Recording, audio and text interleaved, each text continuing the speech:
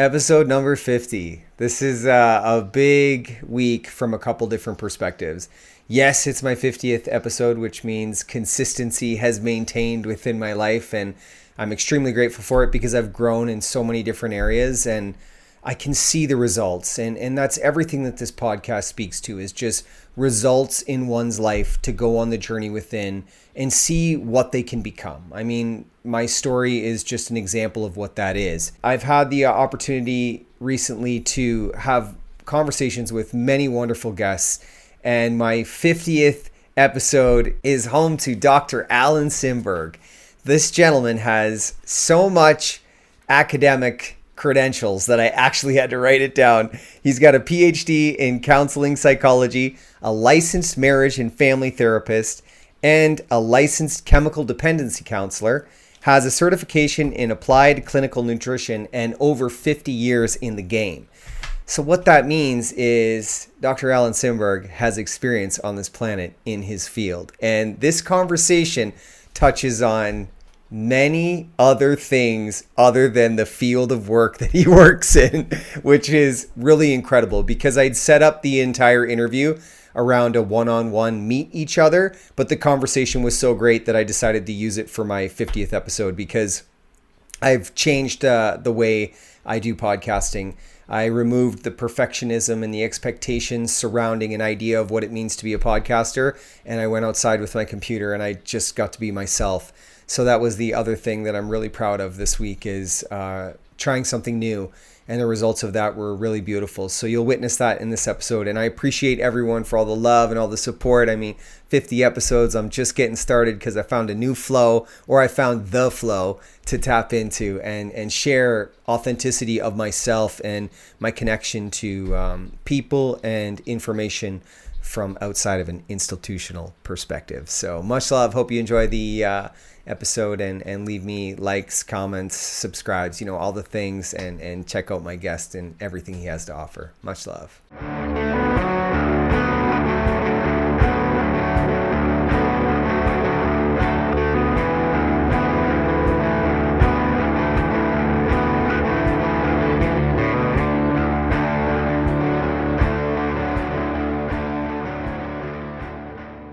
I have a wonderful doctor, the only doctor I have ever really truly valued in this life, because the man is 70 something years old and he's super transparent. He said to me, "Justin, we all got to pay in this life. Now, you want to pay now or you want to pay later? You need to ask yourself that question." And I was like, damn, that made me think, because I thought, how do I not pay in this life? Because I didn't like that. He was so right. It was such a real thing to say that I was like, I had better become so friggin' aware of what he just said that at the end, I'm rewarded with the experience of just, transmuting, right? Yeah. Right? Like, I don't want sugar. I mean, I did heroin and crack and all the drugs for like 23 years. And, I made it out of that with very little damage, which is just incredible, actually. The most damage that was done to me was done through, I did spray foam for like 12 years, which was like a polyurethane chemical insulation. Oh. Destroyed me. I got the lungs of like a 70-year-old man, a 60-year-old man. That's what they told me. So they wanted to medicate me, obviously. And I told them, I said, no, I read some books about what they used to do with individuals who had compromised respiratory, and they would induce action. So basically you would impact your lungs to grow and to push them, to reenact them. So whereas the chemical or the synthetic drug that they would give you would sort of act as the symptom cure, right? It just gets you by, but then you get addicted to the friggin' drug. So Or it stops working, or you get incredible side effects. Absolutely. So for me, running around with 2 friggin' inhalers that, up here in Canada cost like $500, I was like, I think I'm going to take this back to the First Nations way and do this like a native. Yeah. There's a lot of wisdom in nature. Oh, 100%. 100%. And just in our bodies, in ourselves, I truly believe we can heal we can heal ourselves. Like we really can. If we can heal our emotional traumas, which is in this life, man, people are carrying their emotional traumas right to the end. So that's the thing that does break them down. So if I can overcome that at 40, all the shit that happened to me, which I'm so grateful for today, then what can I do when I'm 80? Because I process in the moment now. I don't carry shit with me. So it's like, where are our healing mechanisms and our capabilities when we are processing our emotions in the moment? Yeah. Well, there's a book which I never read, but I got the book that our body is the pharmacy. Ooh, interesting. And basically what we do is we nourish our body, we give it what it needs, whether it be herbs, supplements, food, and then the body takes over and does what it does best. Yeah, you're right. It's a relationship, with the organic earth that we are part of. But the freaking pharmaceutical companies, man, they synthesize the shit out of everything. And then the biochemistry of each individual is unique to the emotional experiences that it's faced over this time, because the nervous system is obstructed by that journey. So now you synthesize an experience and symptoms. And this is where we see complications and side effects, like you say. And they're generalizing an experience. So they're saying that this medication is good for these symptoms, but it's like, whoa. Like if a guy's been carrying emotional trauma for 20 years previous this depression, this isn't going to work for that root core issue, and that's where my disconnect and my disbelief in pharmaceutical comes from. And up here in Canada, man, like if you go to the doctor, okay, for me, when you walk into the doctor's office, the first four things that should come out of that doctor's mouth is, do you sleep well? What are your sleep patterns like? How much water do you drink? Clean water, spring water. What's your diet like? How much sugar and caffeine are you taking in a normal... And gluten. And gluten, absolutely. And the fourth thing, are you exercising? What are you doing in your daily life? Those four things need to be addressed. And the fifth, what was your childhood like? Because if I know your childhood, actually, that should be the first. Because if I know your childhood, then I know why the patterns and behaviors for those four things are acting the way they are. Because we're trying to supplement a comfort and a convenience for uncomfortable feelings from our past. So I think that's why, and the system just fills the system full of sugar and caffeine. I mean, everything is filled with chemicals and shit in it. So you get addicted to a feeling that is not something internal to you. You know that externally from you. So Big Macs, sodas, candy, this kind of thing makes you feel good subconsciously from having to feel anything uncomfortable. Yeah. Interesting. Yeah. How old are you? You want to take a guess first? Or you want me just to tell you? Well, my grandmother always taught me to see the inner child in people, and I'm looking at an 18-year-old young man. Okay, and then my actual age. Your external age? The external age of wisdom, I would say, I don't know, like, what are you, 58, 60? And now you want the answer, right? Well, I'm fishing here, Alan. I'm fishing. I don't want you to get tired fishing. I don't give up too easy. No. Okay. 76. Oh, well done, sir. Well done. No, that's good. Good for you. And you're still going, I mean, despite these health complications. Well, I have many more health complications than that, but I'm still going. And I think, can I ask you a question? I'm going to ask you a personal question. Why not? Are you a stubborn man? Mm-mm. Okay. And I'll tell you why I asked that. The women in my life that are elderly, very close to my heart, are freaking stubborn old ladies. But they do not... My grandmother, and my mother, I have seen these women carry pain that most men wouldn't get out of bed for in the morning. Not to say there's a difference between men and women. Right. Societal conversation, which many people like to associate different ideologies. Male and female. Yeah. We'll have the conversation. So, but yeah, my mother and my grandmother, they pursue life with this ease and an ability to carry this immense amount of pain. And I feel like that is what gets them out of bed. My grandmother just turned 90. She lives alone. She drives. I have wonderful conversations with her. She has some arthritis in her legs. Of course, body breaks down over time. But certainly she is one of the coolest individuals I know. And we talk about this kind of thing. And I said to her, is this the result of your stubbornness? Because she won't say nothing till it's like, far too late, right? Mm. So I was curious if that might have been the same translation in your life, if you're able to carry an immense amount of pain each day. Maybe that's the way I should have worded it. Well, I am. Okay, that's the way I should have worded it. Sorry. Yeah. And also a way that I would describe myself is I feel strongly about things that I believe in, but I never tell anybody what to do. I mean, unless it's, maybe a life or death thing and it's a professional thing.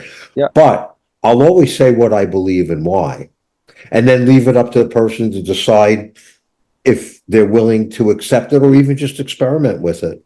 Yeah.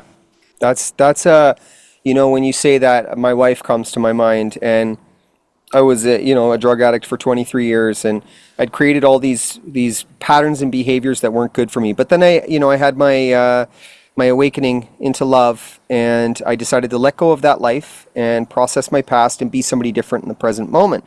But after you step out of a 23-year life like that, you still have these patterns and behaviors that are not beneficial for your personal growth, but they're normal to you, so you do them, especially within relationships. I had very toxic relationships, but a large part due to my part in the relationship. It was never easy for the women that I was dating because I was a full-blown drug addict. But there was always this desire to, point my faults out and mistakes out and put them right in my face. That's a normal practice of society, I believe. But the way my wife did it, and the way it sounds like you do it, was she asked me who I was. Is this the person you want to be? Take a look at the person that you are acting like and ask yourself if that's who you are. And my mind was blown. I was like, Yeah. She leaves you with the reflection. Here's the experience, here's the act, now reflect. And it was like, what the heck, man? Who is this girl? You know what I mean? Yeah. I'd never had that before. And I think that was a really important thing that we can do to share as humans. But it sounds like you're doing that too. Oh, yeah. I definitely do that. That's really nice. So where are you located? Houston, Texas. Houston, Texas. I got a brother in, where's my brother? Yeah, he's in Houston. Oh. Yeah, he's in the Houston area somewhere. He's from Mexico. Okay. Yeah. So he might be like in one of the so-called suburbs of Houston, of the city itself. Like Sugar Land, Pearland. Yeah, he's working on or the Heights. I mean, there's so many different areas. He's on an acreage somewhere out there. He's like one with the animals. He is just okay. Well, he's definitely not in Houston, not in the main part of Houston. That's city. Oh no, you're right. Suburbs. Yeah, I guess when you say Houston, yeah, it's just like here in Canada. People ask me when I tell them I'm from Canada, they're like, "You're from Toronto, right? I got friends in Toronto. You must know them." I'm like, "Man, Toronto's huge." Like, what? Yeah. So you understand trauma, yeah?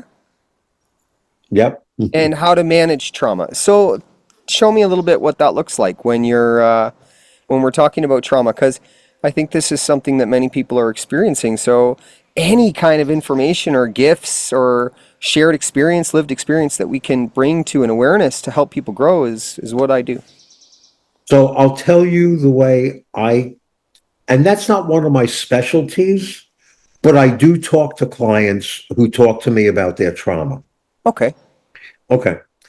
So what I explain to them is that whatever experiences that they've had that were traumatic has taught them to think and feel a certain way. Okay. Because it has such a profound impact, that thinking and behaving continues, because when the trauma was going on, that thinking and behavior was necessary. Right. Like a defense mechanism. Yeah, and also protection. Right. But now that you're no longer being subjected to that trauma, it's developing a different way to think and behave and see that it's okay and you're no longer in danger. Right. Right. That's so that's past thinking in the present moment. So carrying a past experience with you in the present moment will have you carry out patterns and behaviors from a time when things were not safe or insecure or fearful, and you practice those behaviors in the present moment even though the experience has taken place already. And you imagine it to be continuing, or you're guarding against it repeating. Because the experience has not yet been processed. Excellent. I think that's a wonderful observation to have, simply because it puts people in the present moment with what they're carrying from their past and why they act the way they act. Because I think we go on autopilot, hey? Like if you're acting a certain way from your childhood where you could never speak your truth surrounding an experience, which is why it's difficult for many of us to process things, then we end up creating that identity of ourselves that is not our true authentic selves, and which is why we feel disconnected in the present moment, is because we've never really addressed that experience from the past. And I think that that's so important. What I say to those people is it's already happened. And even though, like you just said, the experience is happening even though it hasn't happened because the feeling is still there, I think that that's where we can begin to heal. That's a wonderful reference point to say, okay, that happened 20, 30, 40, 50 years ago. So I've had a journey beyond that point, and a lot of it has been lost due to the fact that I've been stuck in a time surrounding this one experience. So what can I learn from that experience? Yeah. Right? Yeah. For me, when I look at like a lot, what comes up is like controlling mothers, controlling parents, not being seen, not being heard. Your generation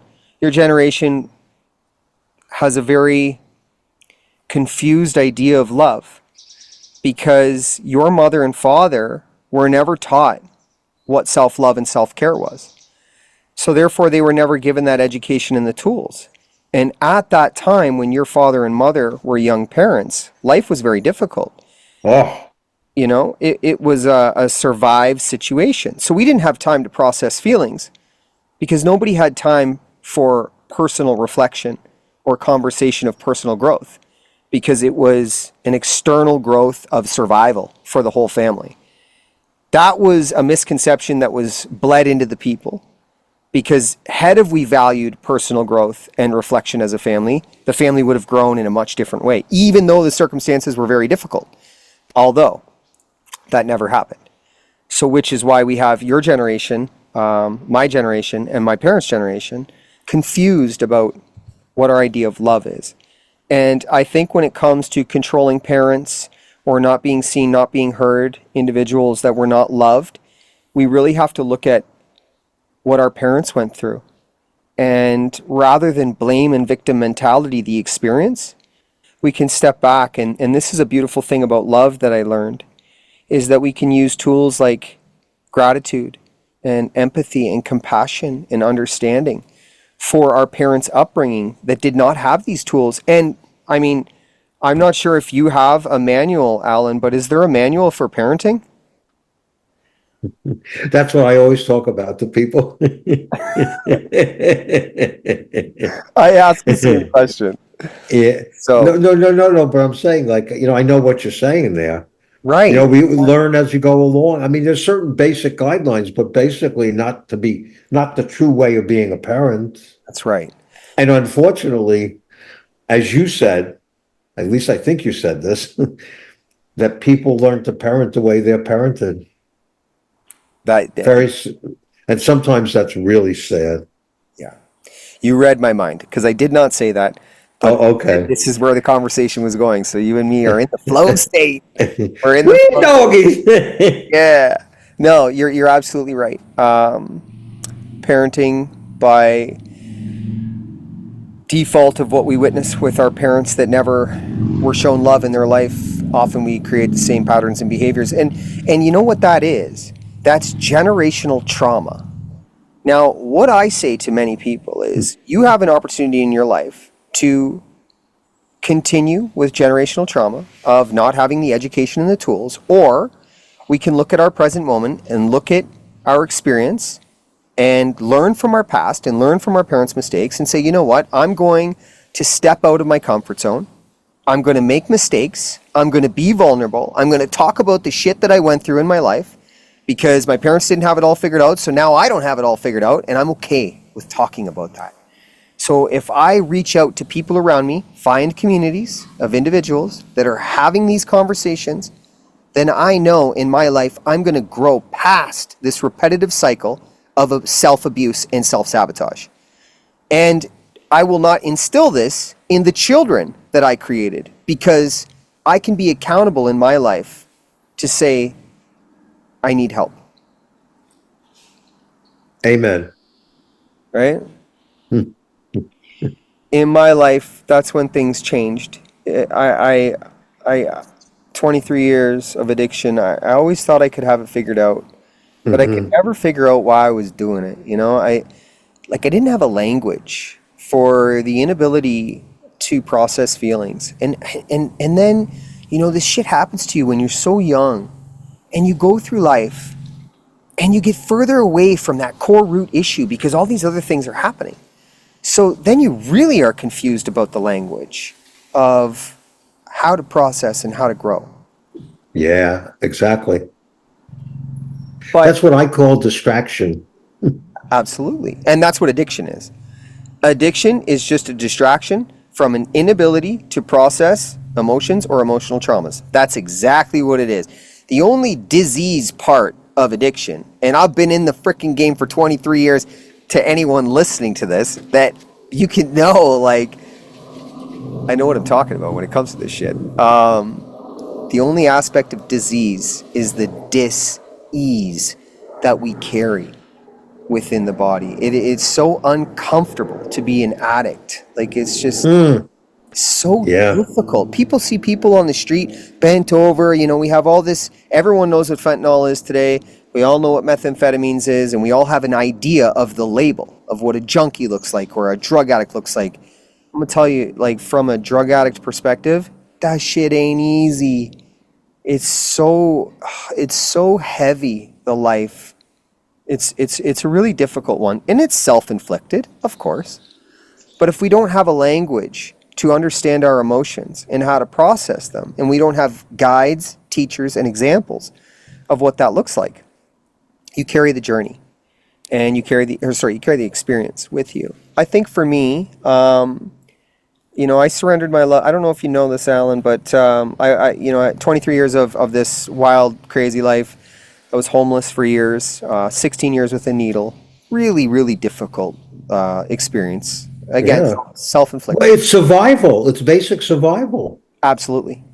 And I went to jail, took some things that weren't mine, and ended up in jail. And I ended up reading a book about a guy who had a similar life to me. And I surrendered my love to Jesus in that jail cell. And man, I can't deny it to this day. And I don't deny it anymore. I've learned how to talk about this, because religion and myself are two different things. I struggle with that organization and its philosophies and the book that it stands behind. It doesn't have any relevance to me in my life, because I believe all the characters in the story, including Jesus. Jesus was a man. He came here. He did wonderful things, and he left a beautiful imprint on this grid around the earth, this energetic grid, because Jesus was a high vibrational frequency, because he understood love. He understood kindness, compassion, empathy, communication, respect, trust, honesty, and at the foremost of everything, he did with love and equality.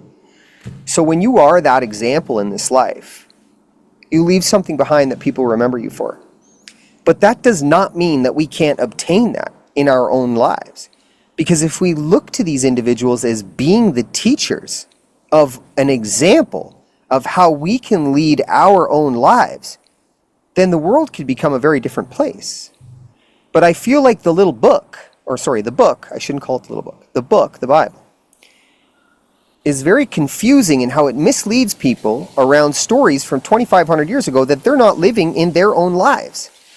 They have to sell people on this idea of a story that took place at a time that is not relevant today. And I feel like if they told the stories from their own perspective and their own experience, it would be more impactful because I'd be able to associate with a human that's right in front of me, and I'd be able to learn from them. You know what I'm saying? Yeah. How do you feel about Jesus and all that? Well, get ready. Yeah. Okay. First of all, I believe that all organized religions have the same basic spiritual foundation that you just described Okay. about love. Okay. Humans have taken parts of the spiritual foundation and created religion, Yeah. which is loaded with judgment and like hierarchy, who's better than who's worse and all that. Yeah. So I think when people are raised with a certain religion and the religion helps them to discover the spiritual foundation, the religion has served a really big purpose. If religion keeps people locked in, the person overall is not able to get to where they need to be spiritually. So not religiously, spiritually. See, you could be spiritual, in my opinion, you could be spiritual and religious, but there's a difference between being religious. See, from my point of view, being religious is following guidelines so you're doing the right thing. Correct. Being spiritual is coming from love and caring and kindness and compassion and empathy and always having the best intention possible, even in human form. Because sometimes we don't always do that. That humanness gets in the way sometimes. Right. I think I'm really grateful for you describing that way. I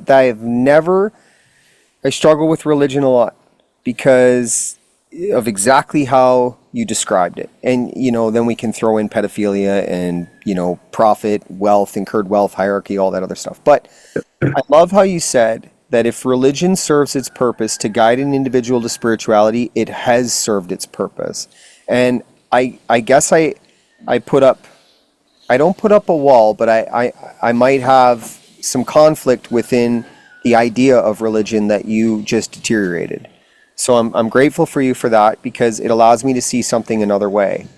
And I can agree with that. I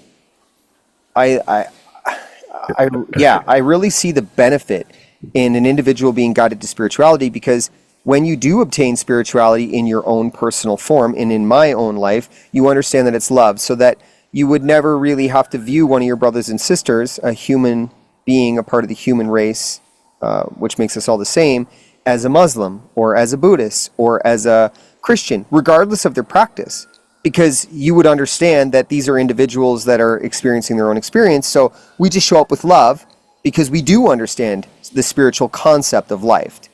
And that's, like that part after religion is where I think a lot of people get lost and locked into this idea because religion is telling them what spirituality is, when in reality, you can be led to spirituality through religion, but after that, it's a very, very personal journey of self-discovery.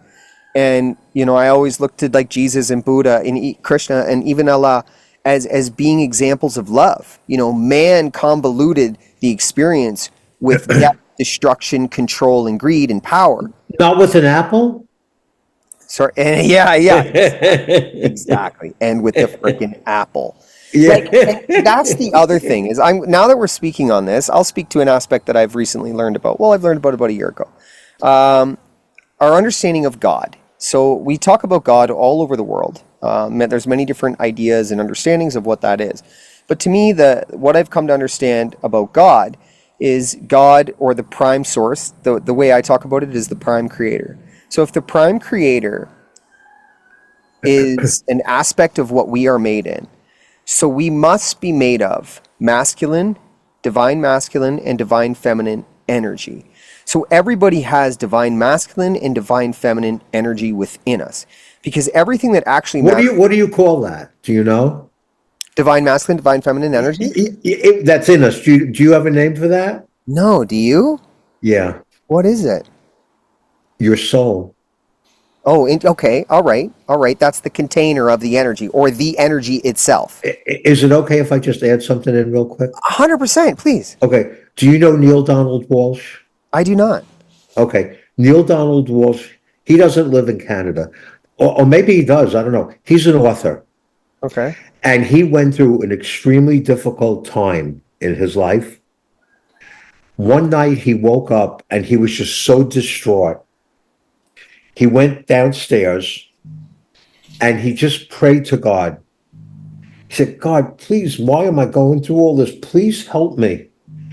And then he took out a pad and pen, or maybe it was a pencil, who knows. And he started, you know what automatic writing is? Yeah, sure. Kind of like channeling? Yeah, exactly. Okay. Yeah. There's so many different names for the same thing. Yeah.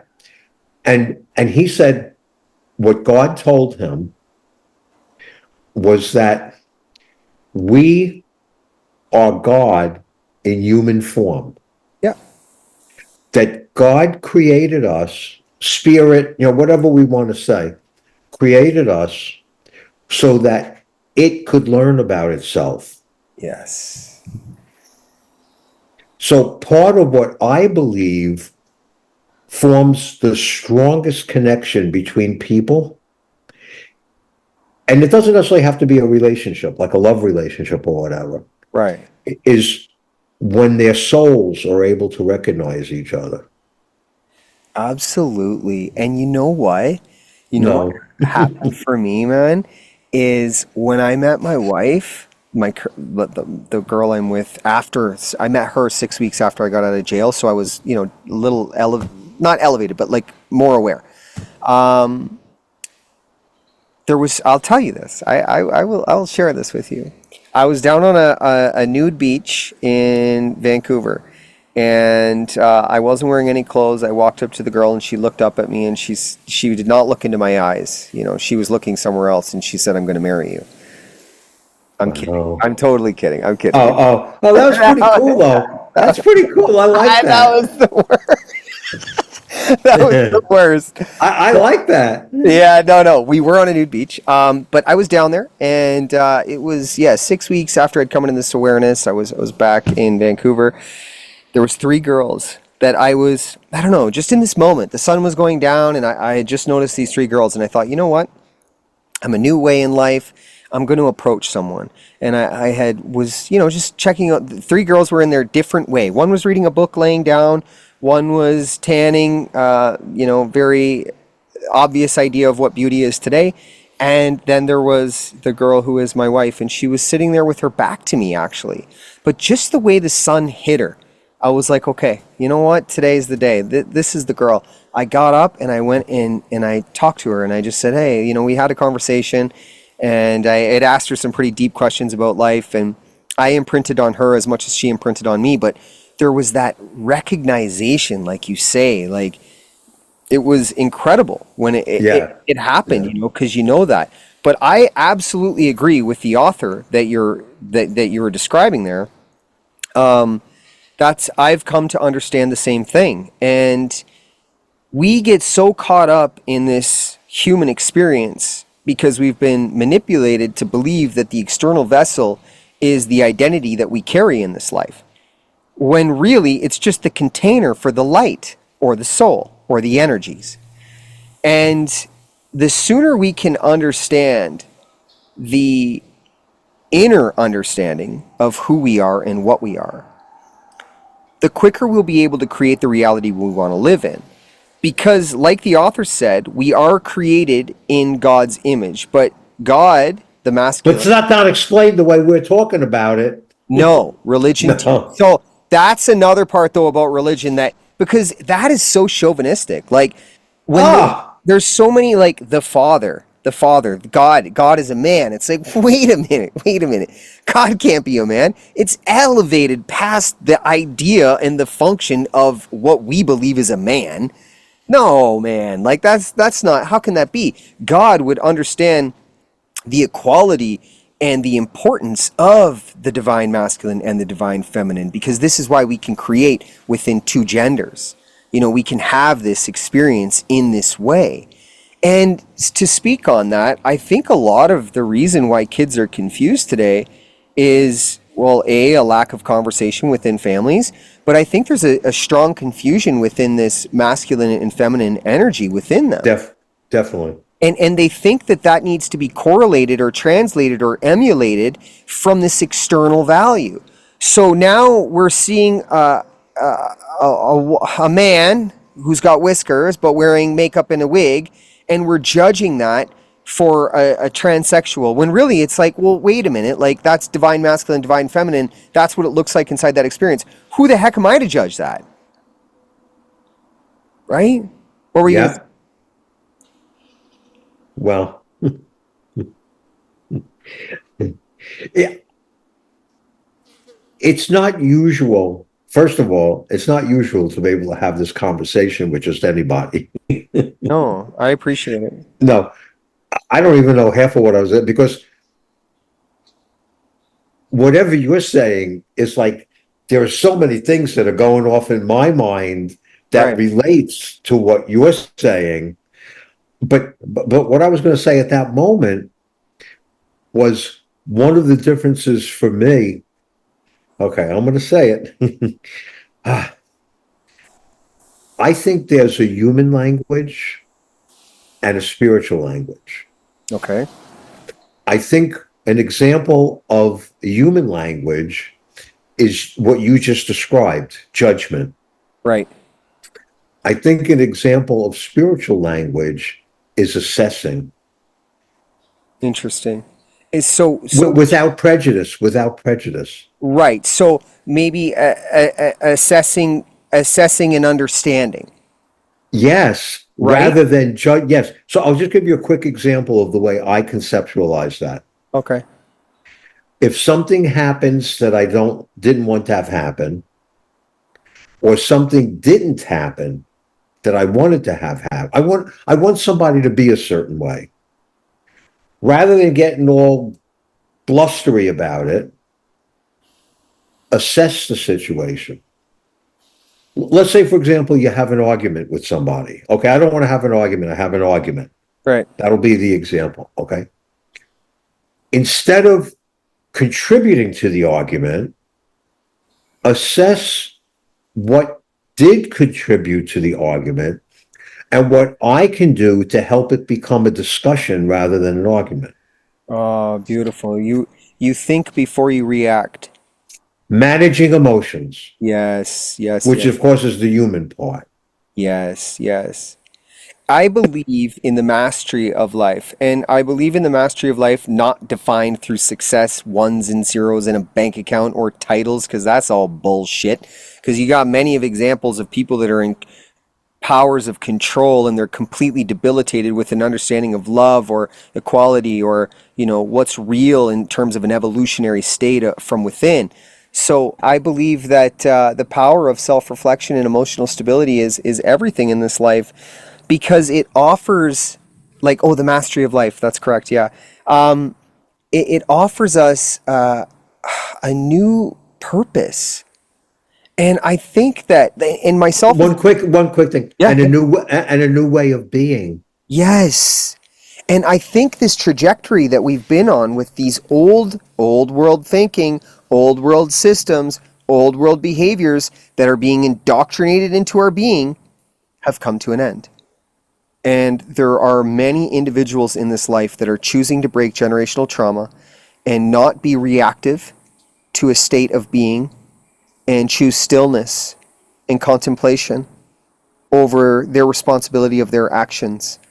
And yeah, I'm super grateful that you shared that. That's an absolute necessity in this life, yet it's undervalued. And I've also learned that when we value something, oh my gosh, it's the thing you do because it has a value to it. Yeah. So you're 76? Yeah.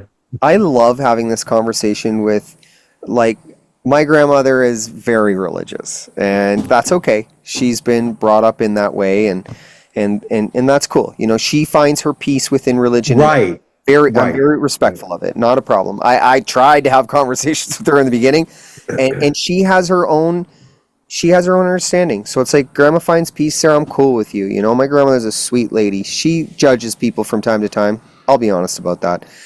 And that's acceptable, I guess, within the church and herself. So, that's Yeah. how she arrives at Yeah. that. Yeah. It's part of it. It's Well, part well, of it. but the other thing is on an this is just okay. I also believe that on an unconscious level, that's a way of defending one's belief Right. by judging. See, you're not doing it my way, but my way is the right way. Right. Right. And that's a wonderful realization within spirituality. And I think spirituality, a lot of people are confused by what it is, but I think, like, this is how you get it. By listening to conversations and perspectives, you're able to hear how other people are experiencing life in their own way and their practices, and then you take those pieces and you apply them in your own life in your own way. If a philosophy that we speak of fits, then try it. What were you going to say? And by getting to the point of realizing certain thoughts and certain ways of being that we are is not really where it's supposed to be. So mistreating people, for example. Yes. You know, I think what I'm about to tell you does actually fit in here. It's kind of a funny story in a way. Um, I'm only going to tell you something. I don't want to assume you know it. You may know it, but I don't want you to feel insulted if you know it, and I'm assuming you don't know it. No, that's okay. No problem. Okay. Okay. In the Jewish religion, there's a holiday called Yom Kippur, and some people will say Yom Kippur. Anyway, Okay. it's considered the Day of Atonement. Okay. And also in the Jewish religion, like probably all other religions, there are certain dietary guidelines. And if you don't follow it, you go to hell. Okay. Okay. So my brother-in-law, who's no longer in human form, was extremely religious. Okay. Okay. I came back to his home after I was at just a regular everyday celebration, and I ate pig. Okay. And when I told him, I didn't even realize it was the holiday. That kind of was out of my mind. Like not in a mean way, but he went crazy. He goes, "What? Not only did you eat pig on Yom Kippur, the highest holy holiday in the Jewish religion?" He goes, "I can't believe you did that." But that's an example of what religion teaches. And one of the things that I learned that still is a little bit difficult for me, it's still a little bit in there. But one of the things I had to learn was that Creator doesn't judge. Yeah. And like this thing about heaven and hell and stuff. And one of my most frightening moments in my life was when I went to an amusement park during Passover. And Passover, there's certain things you're not supposed to eat. So I was a kid. I was like 12 or 13 years old. I ate something that you're not supposed to eat on Passover. And then I went on a double level Ferris wheel. So it's two Ferris wheels, and at certain points, one Ferris wheel is way above the other one. Okay. Okay. Okay. So at one point, the Ferris wheel stopped because, it has to let people off and let people on. And the bench that I don't know what to call it, the seat that I was sitting on started to sway. I was thoroughly convinced that God was angry with me because I ate a pretzel and that he Yeah, was going to kill me. And I remember immediately going into prayer and promising God that if he would spare me, I would never do that again. belief systems. They are an incredible power of what they can hold within the creation of one's reality that Yeah, does not know anything beyond it. yeah, And that I'm so grateful that you shared that because, to us, sitting here having done inner work and connecting to something outside of the conventional forms of religion, we're able to see that anything that goes in the organic vessel, yes, we must watch what we eat, of course, because we must care for the vessel it houses the light, absolutely. But to think that you're not going to get into this place called heaven or hell based on what the organic matter is that goes into you is just like absurd, simply because the experience in itself is the everything.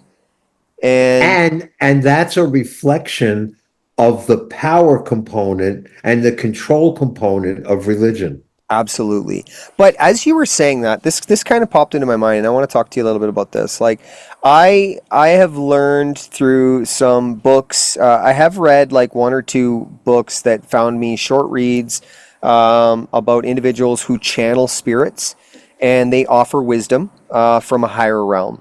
And in one of the books I read, it was called oh shoot, Spiritual Unfoldment. It was called Spiritual Unfoldment, and it was found to me early in my days in a thrift store. You know how synchronicities, the right things finds us at the right time. Yeah. I believe it's a White Owl book, so anybody listening to this, check it out. It's a really wonderful book, and it's an easy read. It was explaining the density of meat and how that obstructs an energetic flow. Because if the crown chakra or the tip of our vessel is the access point for energy to flow in, and the root chakra, or where our feet are, is the exit point for energy to flow through us at a steady pace, or not a steady pace. We can choose its It integration. varies. It varies probably. Yeah, and I believe that vary can be, emotional experiences that are not processed. So that's like mud that gets in the way of the energy. And then they say that meat is a denser energy because the animals in factory farming are stressed out and afraid and filled with hormones. So meat really isn't a bad thing or a poor choice. It's the way the animals are treated that really needs to be the reflection of what we're taking in. Because just like a human, if you fill it full of stress, fear, and anxiety, the human breaks down and it's dependent on other humans, or it dies because And of. has dis-ease. That's correct. Dis-ease, exactly. So the same thing happens with an animal.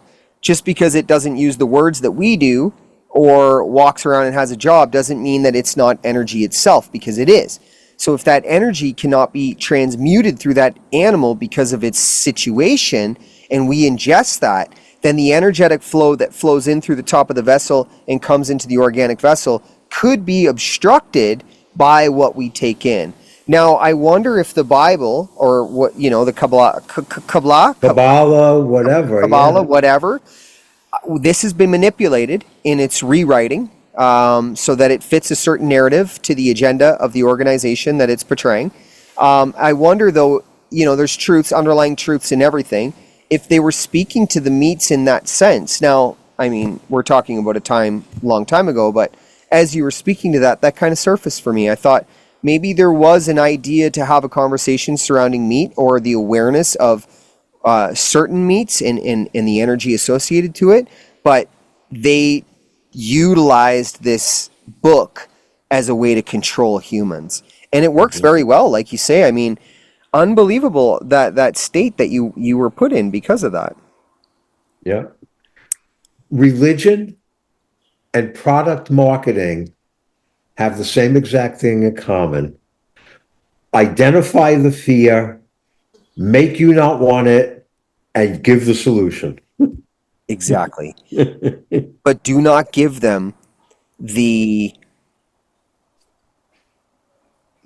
give them what they need to find it on their own. Only what I want you to have. Exactly. Exactly. My wife put it best there a couple of months ago. She said we were in, we've been going back and forth to Mexico. My wife's from Mexico. So I've been learning a lot about the Roman Catholic Church, and that is just wild. But, Oof. it is what it is. It's spent Well, 2,500. it serves its purpose because, see, I think whatever we experience that isn't has the potential to lead us to what is. Absolutely. I absolutely agree because anything can transmute from one thing to another. But it's been built up on the philosophy of it be serving its own purpose for its, Right, not for the right. people.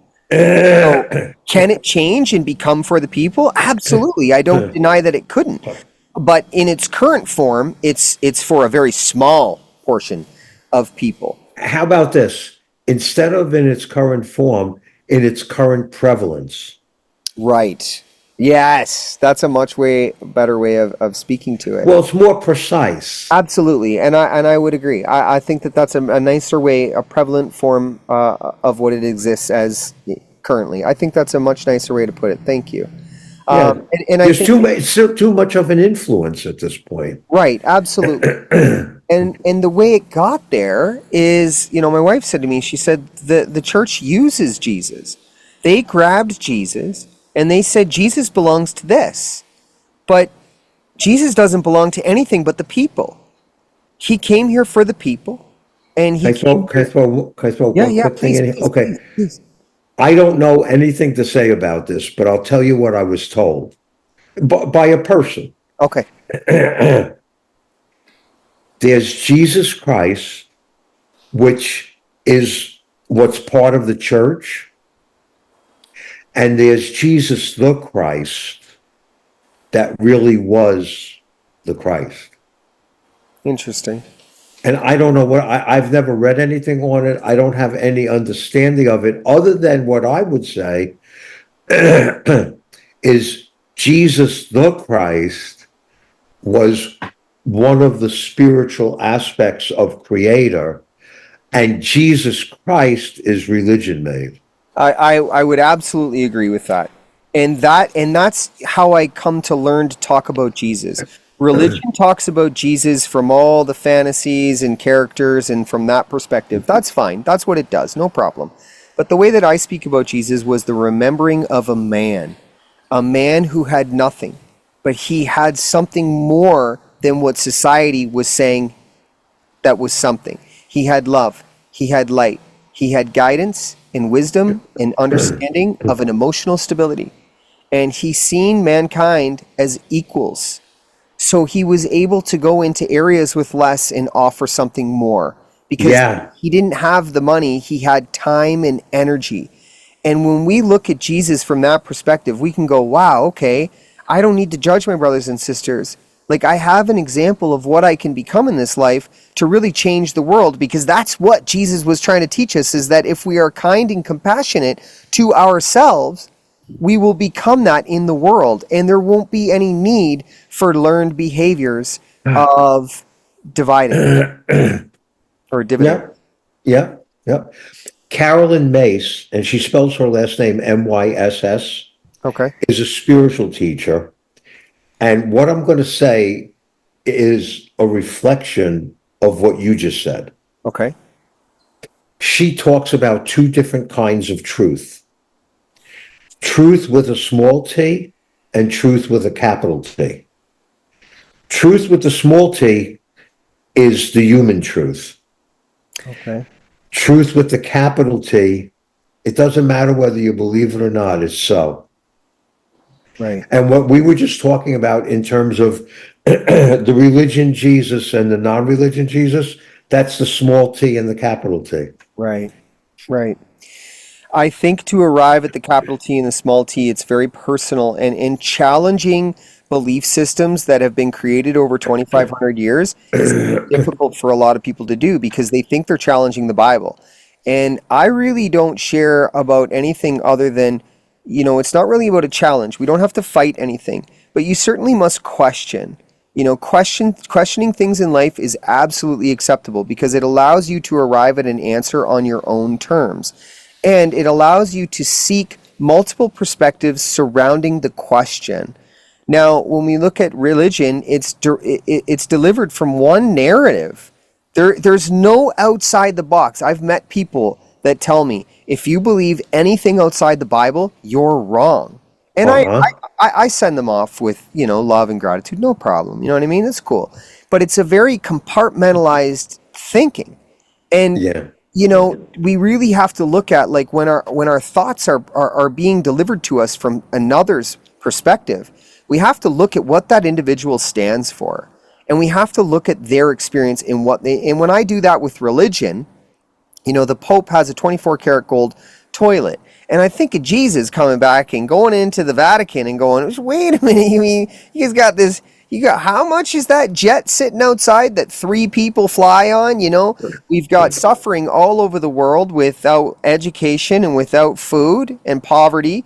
And religion is heavily tied in with politics. So it seems to be an absolute ability for you to persuade thinking and thoughts within the current economic structure of society. So why aren't you doing that? And why would you hide pedophilia within an organization? Or why would there be hierarchies? Like, why would you need titles, and why would you need clothing, and why would you need to sell people on the fact that you're closer to God than they are? So that's what I question. And that's, for me, that's a personal, But you know why, right? for me, questioning. No, no, no, no, no. Why they have to do that? It's the only way to keep power and control. Bingo. It's the only way Yeah. for that organization to continue to be as dominant as it is in this current period of time. But my struggle with that is that they sell the idea of love, yet they do not act in the name of love. Isn't that something very similar to walk the walk and talk the talk? Actions speak louder than words, See, my friend. one of the things that when I realized what I'm about to tell you, I was so sold on the spiritual aspect of 12 step. Okay. And basically, I just said it. When I was stuck on the way 12 step was delivered, it was like, I don't even know how I could even recommend that to anybody. Right. But when I was able to recognize the spiritual foundation and how it was the members that were creating the icky part, and I explain that to people straight out. I say, you're going to go to meetings. If you do go to meetings, there's going to be personalities there. Yeah. You know the phrase, I say this to them, the phrase, take what you want and leave the rest. Right. Yeah. Right? I said, that's the point even of life. People are so programmed. They're so programmed to look for nirvana and perfection. And as you've said in different ways, not taught how to manage disappointments and challenges without judging them. Yeah. And managing emotions when we have the effect of those challenges. Right. I think the programming comes, though, because we're not taught to connect with each other. So the programming is initiated through a practice of oneself, where we can find a lot of clarity through perspective and shared conversation and communication, just like we are here today. I've learned so much from you today. And, we're just two humans that are having a conversation so we can grow in our own lives. And I think that the way the system is built, like dividing human beings and having them judge each other for their external practices and their identity on the outside, would have them practice that behavior within themselves. And that was a really wonderful tool within manipulation, is how can you put fear into the people that they'll practice and grow within themselves to see each other as different, or whatever it may be, right? And this is why we're having these public conversations about transgender and whatever it may be. It's just another thing that can divide human beings from an external value of who they are, when really the most important value comes from within, like you said. So, processing traumas and understanding your emotions is basically the catalyst for you to live in the present moment. Yeah. Yeah. And understanding religion for its function and, its current present function in this society is very important because, Mhm. media, corporations, religions, military, politics, like these things have to be assessed for what they actually are. I mean, the military is such an interesting thing to me. When human beings have an inability to communicate with each other, it is absolutely acceptable to send in weapons of mass destruction to kill many, many innocent people that have no part in this conversation as a byproduct of an inability to communicate. And I'm like, what? Like, Yeah. have people running the country that see value in this? Well, it's the ultimate expression of frustration. That's a great way to put it, man. That's a really great way to put it. You know what? You're not getting this? The hell with you. I'm gonna Yeah, kill you. yeah. Now, can we go in a slightly different direction? Yes, please. Okay. Do you believe in death? No, absolutely not. No, There we go. We don't have to talk anymore. yeah. No, no, I think it's important to have this conversation to really help No, people. no, no, no. Can I just say one quick thing? Oh, yeah, yeah. Okay, because I just thought of this as you said what you said. So the irony is, if I can't tolerate that you won't do what I think you should do, because otherwise, whatever benefit I would have, I'm not going to get it. I'm going to eliminate you, but I'm really not even eliminating you. I'm No, eliminating the the the soul being human. right. I'm eliminating the external part of that. Essentially, the vessel is the obstacle, which is why, when people are I speaking, love you said that. right? Well, you Yeah. you help me put, you help Yeah, me paint that that's picture. exactly it. Yeah, the vessel is the obstacle. So when people speak their truth, which is coming from the soul, source of the soul, our love and light is our truth, then entities or organizations or establishments that do not like that narrative being spoken, well, then the obstacle must be removed because we can't remove the energy. The energy Right. Yeah, but transmutes because if anybody else believes this could become a problem. a movement. It could be. Oh. Yeah, Yeah. You know Marianne Williamson? I do.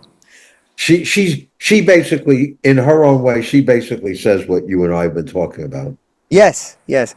And I love that you just, oh man, you just made my day. I love that you just said that we were talking like Marianne Williamson. I just Yeah. love, I love humans. I love humans. I don't idolize or anything like that, but Marianne Williamson's talking about cool shit. Like, I like that. Yeah, she talks about love. Yeah, she talks about love, and we're doing the same thing.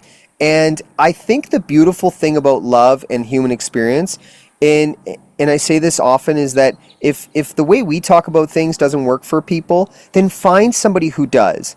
Like Marianne Williamson, she speaks in her own poetic way as well.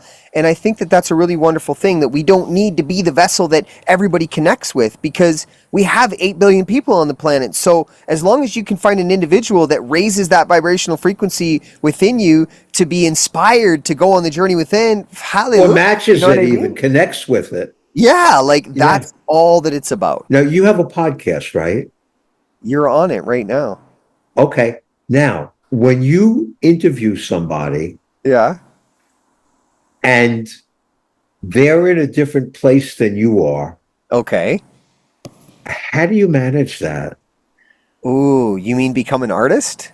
Yeah, what is your artistry with that? And I'm really happy you asked that question. Wonderful question, because it's something that people begin to they begin to be fearful of speaking their truth because they're not sure of the audience. So, I am.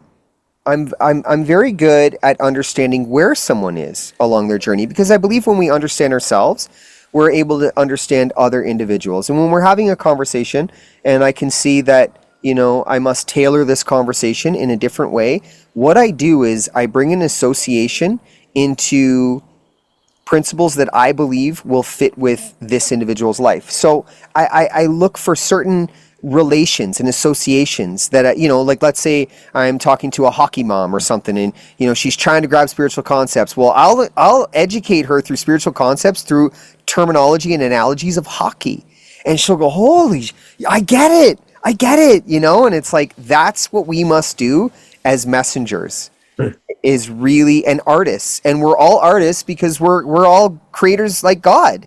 We're all pieces of God. So God's a friggin' artist. I mean, the divine masculine and divine feminine is just art. So it sounds like what you also are saying is some of what your communication would be with that person is partially you also meet them where they are and have them explain their point of view. Absolutely. Yeah. Because I've learned this as well. This is a recent piece of education that I learned, is sometimes I don't need to do all the talking. Yes, I understand a lot of things, but the more I listen to an individual, I've realized they are listening to themselves. And when an individual speaks and they understand the concepts, it integrates into their being. Now, if I show them the concepts and tell them the concepts, it might be difficult for them to integrate. But if I guide them to the education and allow them to understand that and see it within their own experience, we are able to integrate the education. You just explained the foundation of true psychotherapy. Wow. Cool. It's not telling somebody what to do. It's helping them to arrive at whatever truth fits for them. Yeah. And that's, and I, me, I never went to school. My classmates are my brothers and sisters around me. Every conversation I have, I learn from. And I learn from I am a student. I'm a student of love. And my purpose on this planet is to create an algorithm that heals ego. But I cannot be the healer. The individual must heal their ego. So I must become a master creator of an ability to deliver a mechanism that an individual will be able to adopt into their own understandings, create the scenario within themselves, and integrate a process of overcoming fear with love. So I see life that way. And what I tell people that I counsel, when they give me a compliment of how much I've helped them, Yeah. I thank them for the compliment, and I tell them, please don't ever forget, I provide you with information. You're the one who deserves the credit for the progress that you've made. Yeah. That's so important, because you have built a relationship with your ego as well. Because, and myself included, within helping people say, oh, Justin, you do this for me, you do this for me. I say, hey, whoa, I didn't do nothing for you. I was just an example of how you could lead your own life, and you did the work. And who you truly are. Yeah, like, it's not a Justin, it's not an Alan, it's a brother and sister, and your evolution is our evolution. So you're helping me grow the whole thing. So, like, that's all we care about. But yeah, I checked that early. Yeah, I caught that one. And it's a beautiful thing to catch, because when we understand our ego and what we feed it, and how we, some people say, oh, you got to control your ego, or you have to get rid of your ego. It's like, no. The ego has a very important function in this life. But when we build relationships with things, relationship comes with respect, trust, understanding, communication, loyalty. Now, when you build that with your ego, with yourself, holy, you're unstoppable, because you are in a direct connection with the soul essence of yourself. And you're managing the true purpose of the ego. Absolutely. So it's directed towards the vast growth of the brothers and sisters, and not the vast growth of one. And now here's an example I'll give. How could you possibly know that you're not in pain if you never experience pain? Absolutely. How could you ever appreciate bliss or light, or a state of peace, if you did not know fear and chaos? So I love that you said that. Struggle is an essential part of life.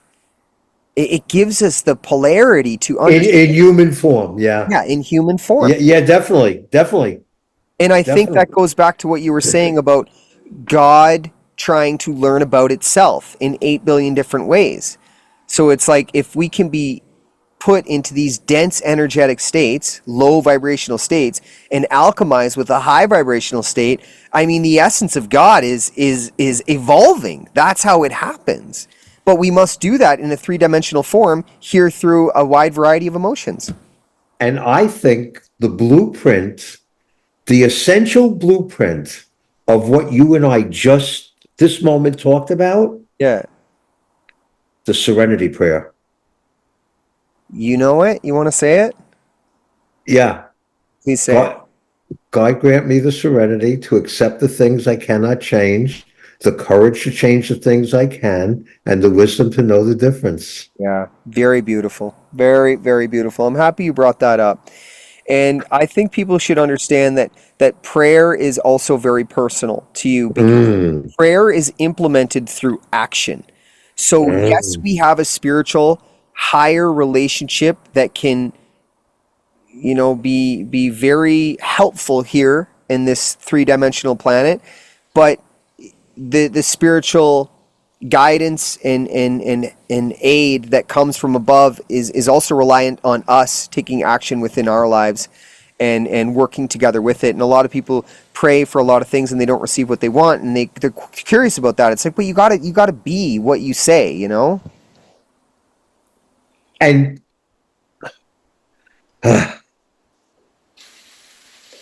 by being what we say, in a sense, we are channeling the divine aspect of our human existence then. Exactly. Exactly. Yeah. That is how we speak from our higher self. And if this human element of us can get out of the way, all the learned behavior, the temptation, the negativity, all of that can just get out of the way of this higher understanding of self, you can live through that form. Yeah, with reasonable consistency. Absolutely, because the consistency comes through your practice. Yeah, and of course, there's going to be some inconsistency, but the idea, obviously, is to minimize that and to manage it when it happens. Absolutely. I would absolutely and allow it.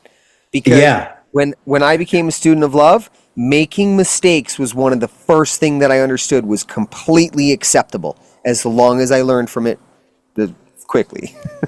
and the thing that immediately came to my mind when you just said what you said is what you said. This is the way I'm interpreting it. What you just said is a reflection of let go and let God. Let go and let God. Sure. Yeah, Yeah. absolutely.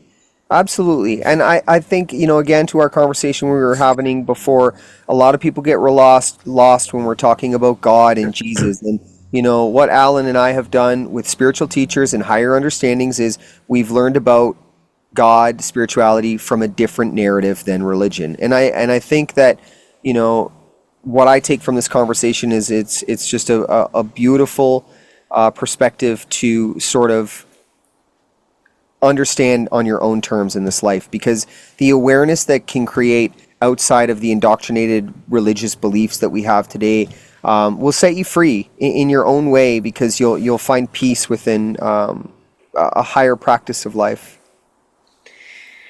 Geez, Al. So, Oh, so what just came to my head from what you just said. Oh man, I got goosebumps. The okay. truth shall set you free.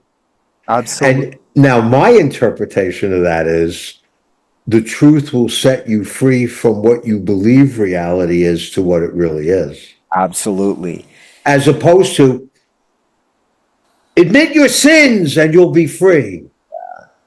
Yeah.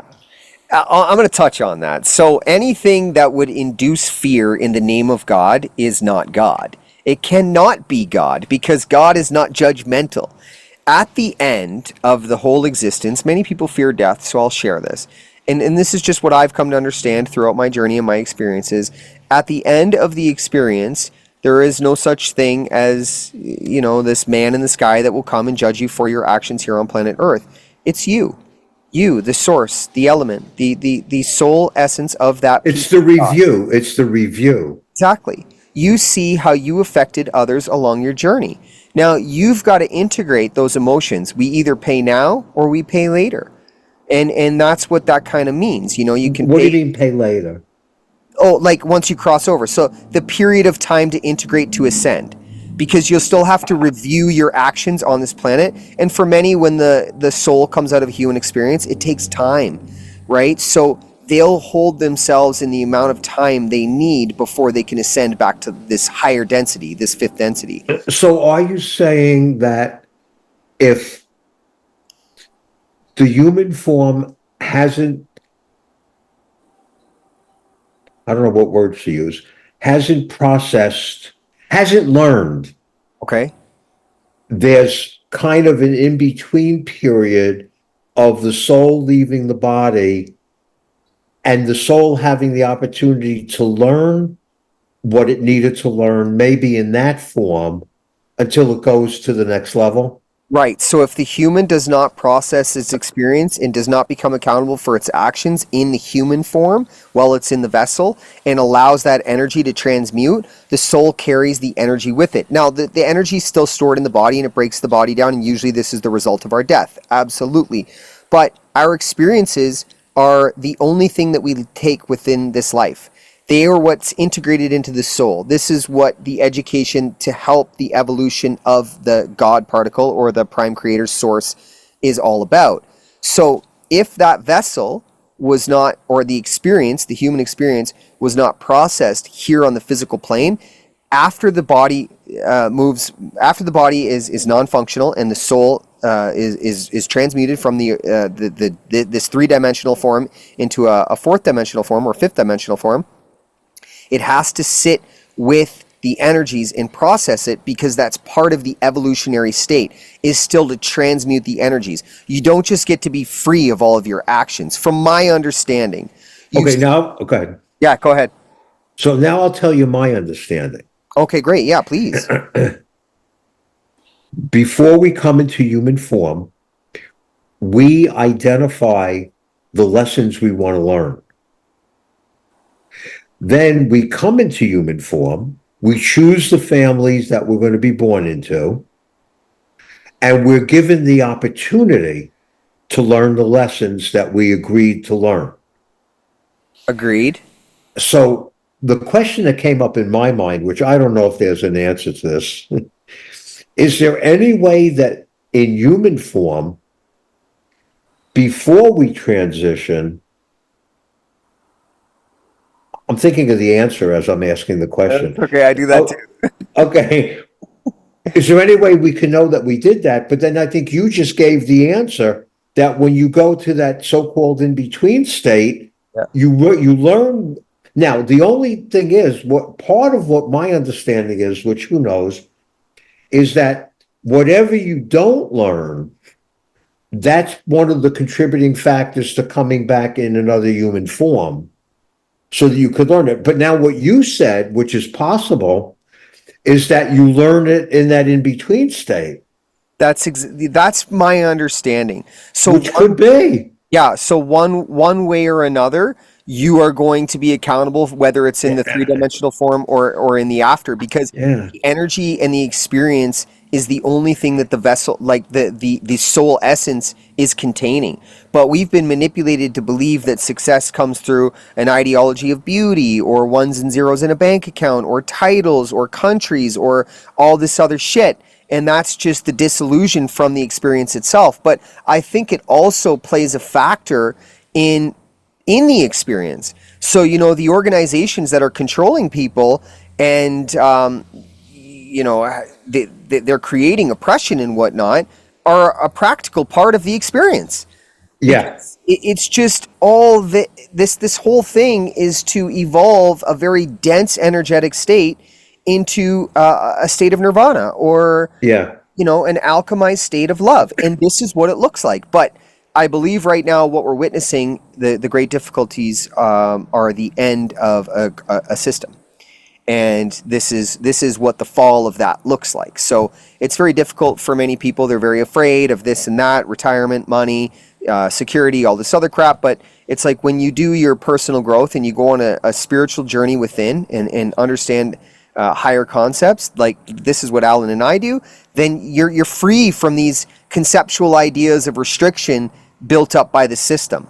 Because the system's just created sort of a tool of manipulation. Like, it's just that. So once you see it for what it is and you unlearn everything you've been taught, you become sovereign and you become free, and you connect with your brothers and sisters who have found this place of peace as well, and we grow it together. Yes. Man, I'm grateful for you at 76. Like, dude, you are I love being called dude at 76. That's usually like a 30-year-old thing. Yeah, but I can lay that on you like that. And even after I said it, I was like, wow, I just called a 76-year-old man dude. But it's like I'm talking to your inner child. And that's, I wasn't kidding when I said that, because my grandmother really did teach me that. Like, you see people from within. And I didn't know what that meant for a long time, but then I started to see people's essence for who they were. And I was like, wow. And honestly, I didn't know how this conversation was going to go, but I go into everything without expectation. And I was like, this was one of the most beautiful conversations that I've had. And I'm so grateful for it. I'm really grateful for you today, man. Well, I'm also very, very grateful for you, but I got to tell you something, that you are the first person that has ever done a podcast with me. Okay. That all it was a conversation. You know what the cool thing about my podcast is? No, but you could tell me. Just this, brother. I go into it. So what do you do with the podcast? Like, once it's recorded, what do you do with it? I put it up on YouTube and Spotify, and people connect to it. No, wait a minute. You and I have been talking for a very long time. Yeah. Do you edit it? Yeah, sometimes. I'll pull out some little things in it, but I don't have to do much because it's super organic. And actually, I had a conversation today with the girl, Tara Portelli. She'll be on the podcast episode either before this one or after this one. And she was a catalyst. And usually how I do these things, I have a studio inside with a microphone and all these things. And I came outside to do it today, and I was having a conversation with her, and I was like, holy shit, like, this was such an organic, cool, beautiful conversation, because I changed my environment and I changed the way I do things. I wasn't trying to make everything so perfect. And she said that. She said, we get caught up in that, and then we really lose the organic ability of what something can be. So when I came out here today to do this with you, this was probably, to be honest with you, man, one of the best podcasts that I've ever done. And wow, thank you. Yeah, no, seriously. I know what you mean, though. I know it's not like an ego thing you're saying. You're saying it was really like a soul-based conversation. Yeah, like, I just mean it was so, oh man, because sometimes, you know how when you drop into the flow state and you speak from your higher self, when I'm in the studio and I've got the microphone there, I do have like a disassociation from my human self to my higher self, and it conflicts, and then I'll forget what I'm saying, and then or I'll lose my train of thought or whatever it may be. But when I'm out here and I'm doing this and I'm like, look, let's just have a conversation between humans, it's like all that went away, and I could just drop into the flow state and have this super beautiful organic conversation about difficult topics, about beautiful understandings, and just be real, just be myself. And that's what my whole podcast was built around. But for anyone listening to this, I have just figured out how to do this all the time. So things are going to evolve. So when you have a conversation with somebody, say for like an hour and a half, Yeah. how much of that do you put on Spotify and wherever else? All of it, man. I'm going to send you the links. So I put up the video. What we've recorded right here will go up on my YouTube channel. And then I pull the audio from the file, and I'll pump that up on Spotify so people can listen to it in their car or on their way to work or whatever it may be. My place on Spotify is doing pretty good. So, wow. And my platforms are growing all over. Now, are you and I going to be seen? Yeah, everyone's going to see this right So, here. so it's video. This is the most. I'm going to tell you. Tell me if you know what I'm saying. Okay. This is the most right brain interview I've ever been on. Cool, man. Means a lot to me. This is amazing. Yeah, no, dude, you have made this amazing for me as well because I feel like anyone, coming on here, I'll be real with you, man. People see like a 76-year-old guy, like you've turned up, man. You got the headphones on, you're in front of your camera, you figured it out, you knew what to do, and I would believe that there are many people that would not have ever expected the conversation to come out of these two individuals in this manner. So I am beyond grateful for you. I am so appreciative of you. And I really value your work that you've put into yourself as a 76-year-old man because people need to remember the generation that you came from, and being Baby boomer. yeah, like indoctrinated into how do you say it? Jewish? Judea. Well, I was raised in the Jewish religion. Yeah. Jewish religion. That's no small thing. That's no small thing. And not to say No. it overpowers Christianity or Muslim or Buddhism or anything like that. It doesn't. But there's the There's Jew. an intensity. Yes, thank you. That's the word. And there was some very dark things that happened to try and eradicate that whole sect, but that's a whole other conversation. But yeah, so I think that there's an immense respect for you cracking the code of your human self to integrate with your higher self and the work that goes into that from the generation that you come from. So bravo. I like the way you said that. Crack the code. I like You cracked that. the code, man. No. You have a way of expressing yourself that no one has to say, like, what are you talking about? Yeah, thank you. Thank you. It's like you're so clear. Thank you. I've put a lot of work into myself to be clear. And Yeah. like I It don't doesn't come natural, I don't think, generally. No, and honestly, I'm just a vessel. Like this is just like I'm just the container. I can feel it too. Like it settles over top of me, and it's a different feeling, and it's like okay, let's do this. And it speaks from it's like who I am from the spiritual realm, and this is it. But that person is not just one; it's many. Like sometimes I'll get these other like I talk from a different perspective and I'm like, whoa, who's this? Like, what's this thing happening to me right now? So I'm just the container that allows it to come through and I deliver it. But I'm really grateful for it because I really value being a messenger in this life to awaken more messengers so that we can, evolve and move through this dense energy. Because that's all I care about. I just want us all to live in harmony and peace and love and have schools of consciousness and really see what like humans can do. Like the greatest technology that exists on planet Earth right now is not external from us, it's internal. We just have to know how to use it. Yeah. With whatever you're going to send me, would you also include how I can listen to the different broadcasts? Yeah, I'll send you all the links, man. No worries. Yeah, because I mean, basically, these are the conversations you have, right? Yeah, this is it. Yeah. Yeah. Wow. I'll send you access to everything, but I'll tell you, Alan, you are a pivotal part in Real Talk for an Unreal World history because you are the first recorded podcast from this state of a conversationalist perspective where I was able to be myself without any well, I don't want to say fear, but I'll call it fear, without any belief systems surrounding what it means to be a podcaster or what it means to be Justin or what it means to be, a recovered addict or some shit. You allowed me to be myself, and I thank you for that. Well, I'm glad. See, I think basically what you just said is that when people are real with each other, there's a much greater potential for flow. Yeah. Yeah.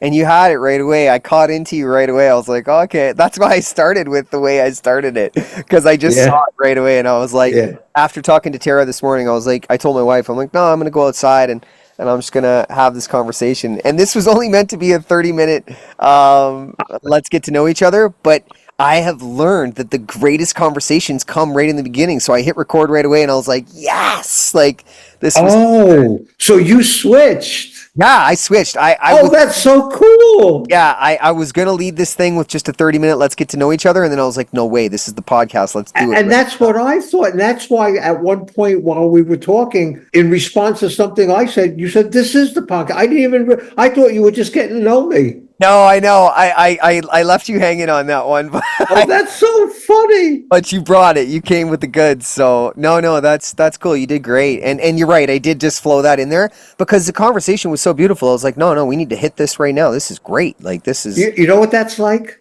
That's like if you're ever on a nude beach and you see a woman and you don't even have to think twice. You just know you could talk to her Yeah. or you want to talk to her. I married her. Right.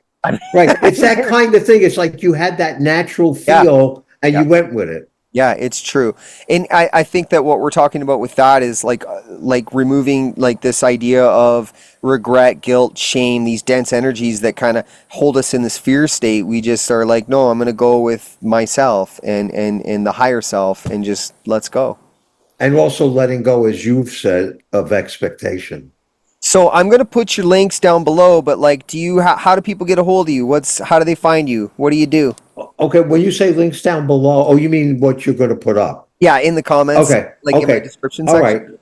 Okay. Well, basically, the website that I would like people to go to is lifemastorywithalan.com. Okay. The reason for that is that I have a self-published book and an e-learning program that guides people through recovery from addiction. Okay. And also, if someone wants to call me, my phone number is 281 No. We won't put that up simply because there's from Canada, right? Well, no. Like there I don't want like no. Let's I'll tell you. No, just tell me the reason. That's okay with me. Tell me the reason, Scammers, man. Like I don't want people flooding you with all kinds of like no, man. No, I don't want to put that up. Okay. And go ahead. Is there a way for them to contact you through the website? I can give my email address. Yes, let's do that. Okay, it's Alan, ALAN, at Alan Simberg, SIMBERG.com. Okay, wonderful. And I'm also on Facebook and LinkedIn.